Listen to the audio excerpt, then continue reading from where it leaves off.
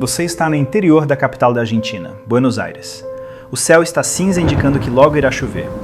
Você está sentado no banco de um dos 2 carros estacionados ali no acostamento da estrada.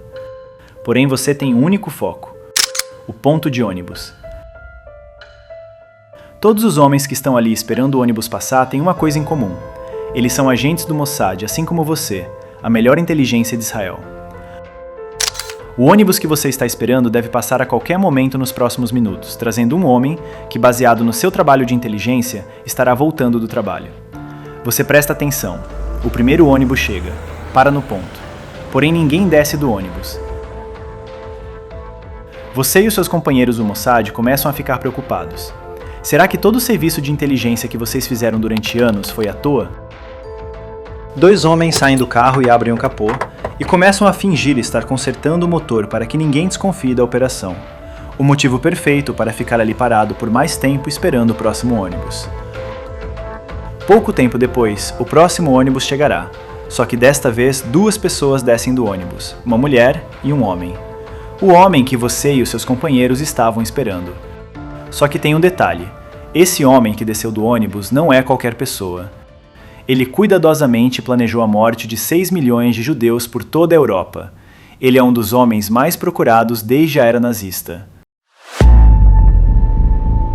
O nome dele é Adolf Eichmann, e essa é a história de como Israel capturou o arquiteto nazista em uma operação de cinema.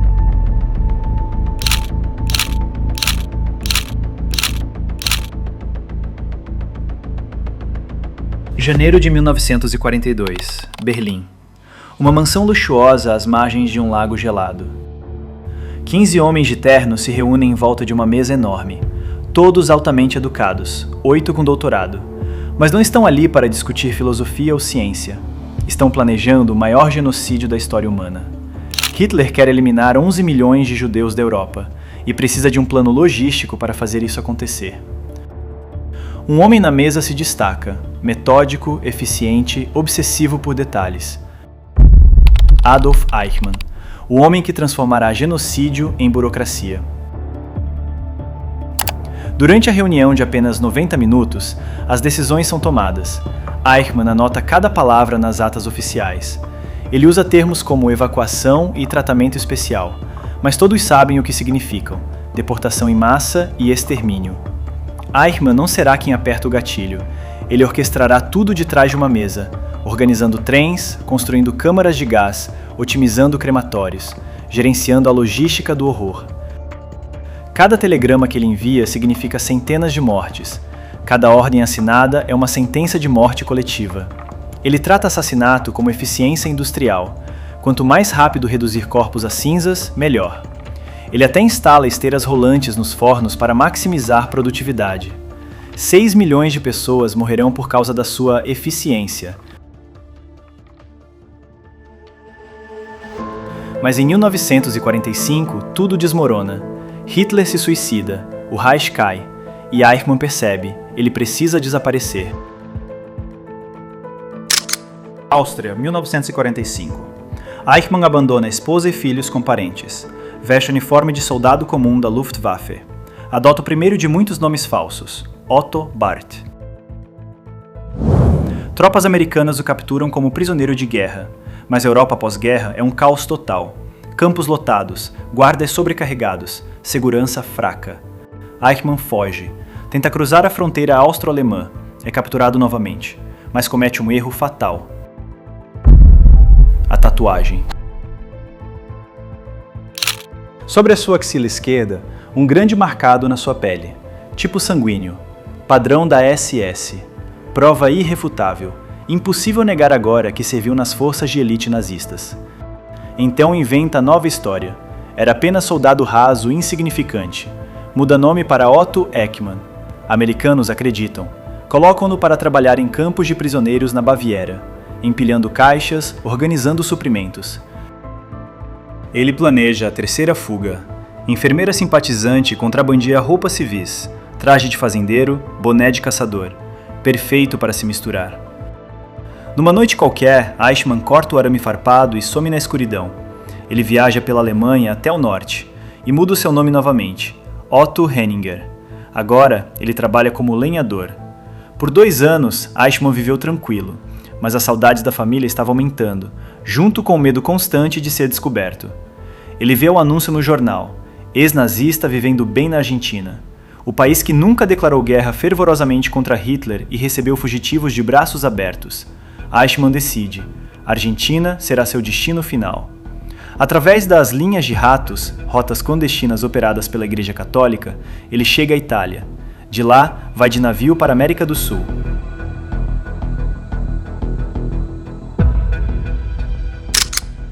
Buenos Aires, 1950.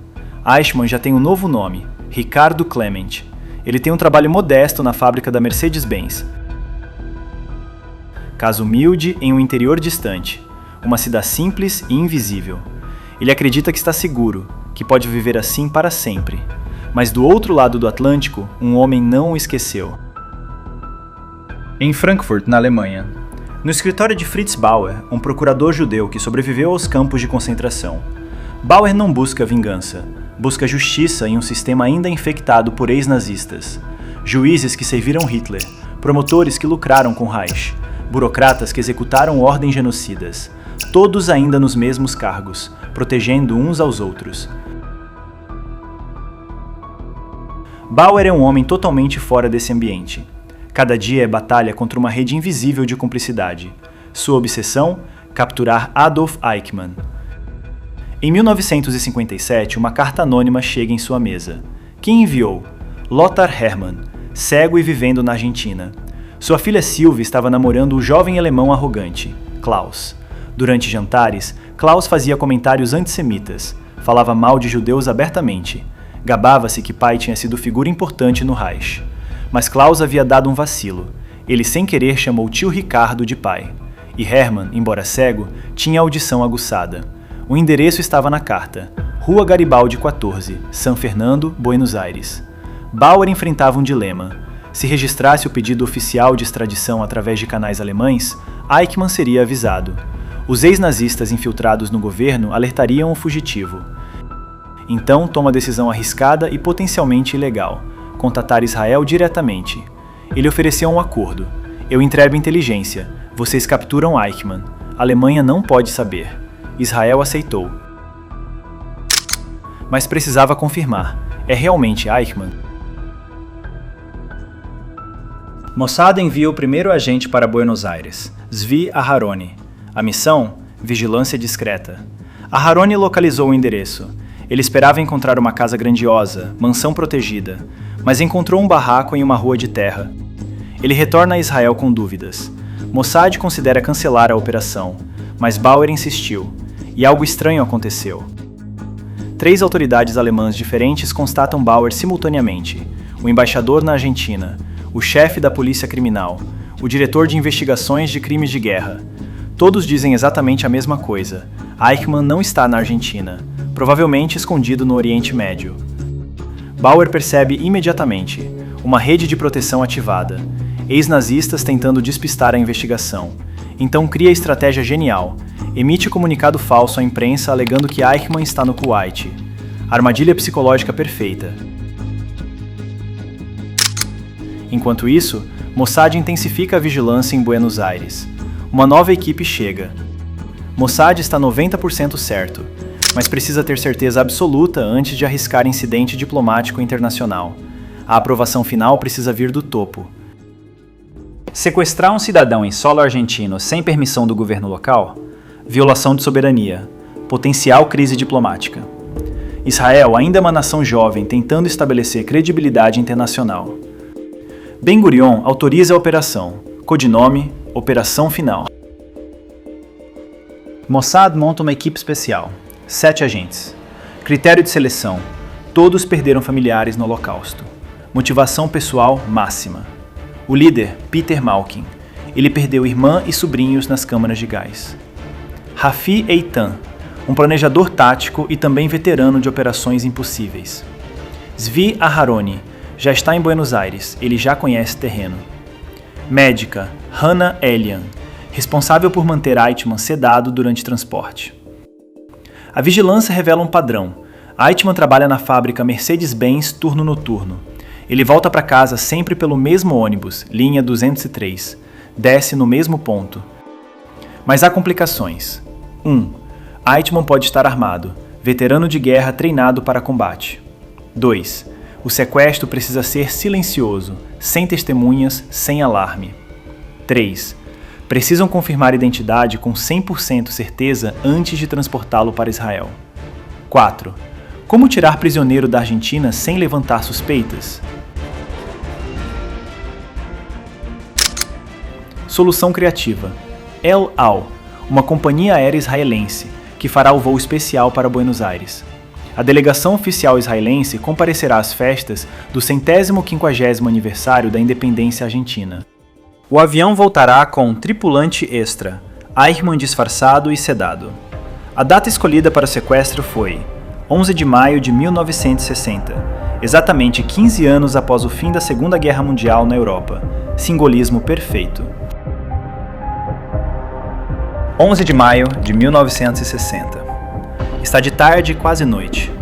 As nuvens estão indicando que vai chover sobre o céu de uma cidadezinha no interior de Buenos Aires. Agentes do Mossad checam os equipamentos pela última vez. Luvas cirúrgicas, vendas, sedativos, documentos falsos, 2 carros preparados. Às 19 horas e 15 minutos, eles chegam à Rua Garibaldi. Estacionam estrategicamente. O carro 1 está perto do ponto de ônibus. O carro 2 está a 30 metros adiante. O agente do Mossad, Peter Malkin, será quem abordará fisicamente Eichmann. Ele coloca luvas, não por frio, mas porque a ideia de tocar arquiteto do Holocausto com mãos descobertas o causa nojo. Às 19 horas e 40 minutos, o primeiro ônibus da linha 203 aparece. Para e as portas abrem. Ninguém desce. A tensão aumenta. E se Eichmann mudou a rotina? E se foi avisado? E se anos de planejamento forem desperdício? 2 agentes saem. Eles abrem o capô do carro. Fingem ter um problema mecânico. A desculpa perfeita para permanecer estacionado sem suspeita. A tempestade continua se aproximando. As primeiras gotas de chuva começam a cair. 20 horas e 50 minutos. O segundo ônibus se aproxima. Para. E 2 pessoas descem. Uma mulher idosa e um homem de meia idade com óculos. O homem começa a caminhar em direção à casa. As luzes dos postes mal funcionam. A rua está praticamente escura. O agente Malkin sai do carro, com o coração disparado. Ele aproxima-se rapidamente, mas sem correr. Não pode parecer ameaçador até o último segundo. Malkin fala em espanhol. Um momentico, senhor. O segundo agente chega. Juntos eles derrubam Eichmann no chão. Rolam para a vala na beira da estrada. Malkin aplica uma gravata, mas Eichmann resiste. O motor liga. O carro acelera suavemente. Nada de alta velocidade que atrai a atenção. No carro, Eichmann está consciente, mas imobilizado. Direção: uma casa segura preparada antes do sequestro, em um subúrbio distante, alugada com identidades falsas. Operação Fase 1 completa. A primeira pergunta é: qual seu nome? A resposta: Ricardo Clement. Sou cidadão argentino. Trabalho na Mercedes. Isto é engano. O interrogador usa um truque psicológico. Os agentes sabem o número SS de Eichmann, 45326, mas propositalmente dizem errado. Seu número era 45526, correto? Depois do agente do Mossad repetir o número errado várias vezes de propósito, Eichmann não aguenta e fala: Não, era 45.326. Meu número era 45.326. Pronto, ele confessou. Agora certeza absoluta. Homem na cadeira é Adolf Eichmann. Mas ainda há problema. Precisam que ele assine um documento concordando voluntariamente ir para Israel. Sem isso, a companhia aérea El Al recusa transportá-lo. Muito arriscado legalmente. Eichmann recusa assinar. Argumenta que não terá julgamento justo em Israel, que será executado imediatamente. Dias se passam. Eichmann é mantido no porão, alimentado, sem tortura física. Mossad quer julgamento legítimo, não confissão sob coerção. Mas psicologicamente a pressão aumenta. Eichmann está isolado, sem saber se família procura por ele, ou se os argentinos descobriram o sequestro. Finalmente, após 9 dias, Eichmann assina o documento. Não por arrependimento, mas por cálculo. Melhor julgamento público que execução sumária em porão argentino. 20 de maio de 1960. Aeroporto Internacional de Buenos Aires. O avião El Al está estacionado. A delegação israelense oficial está embarcando normalmente. Os jornalistas fotografam. Mas há um problema. A polícia argentina está desconfiada. A família de Ricardo Clemente reportou um desaparecimento. O filho Klaus distribuiu esboços de suspeitos pela cidade. O plano original era o seguinte: colocar Eichmann disfarçado de tripulante da companhia aérea El Al. Mas agora está muito arriscado. A nova estratégia. Eichmann será membro doente da tripulação, sedado fortemente, vestido com uniforme de piloto, óculos escuros, documento falso. Apenas quando cruzam o espaço aéreo argentino entrando sobre o Oceano Atlântico, o piloto faz anúncio no sistema interno. Senhoras e senhores, informamos que Adolf Eichmann, responsável pelo assassinato de milhões durante o Holocausto, está a bordo desta aeronave. Ele será transportado para Israel para enfrentar justiça. 23 de maio de 1960. O primeiro-ministro Ben-Gurion convoca a imprensa internacional urgentemente. Transmissão ao vivo para o mundo inteiro. Tenho honra de informar que Adolf Eichmann, um dos maiores criminosos nazistas, foi localizado pelo Serviço de Segurança israelense. Adolf Eichmann já está preso em Israel e em breve será julgado. O julgamento começa em abril de 1961. Jerusalém. Transmitido globalmente. Primeiro julgamento televisionado da história. Sobreviventes do Holocausto testemunhando. O procurador Gideon Hausner diz: "Não estou sozinho aqui. 6 milhões de promotores estão comigo, mas não podem se levantar para acusar." Eichmann mantém postura. Apenas seguia ordens. Era engrenagem na máquina. Não tomei decisões políticas. Mas documentos provam o contrário. Cartas assinadas por ele. Telegramas autorizando deportações. Reuniões onde ele pressionou por mais eficiência no extermínio. Em dezembro de 1961, veredicto. Culpado em todas as 15 acusações. Sentença. Morte por enforcamento.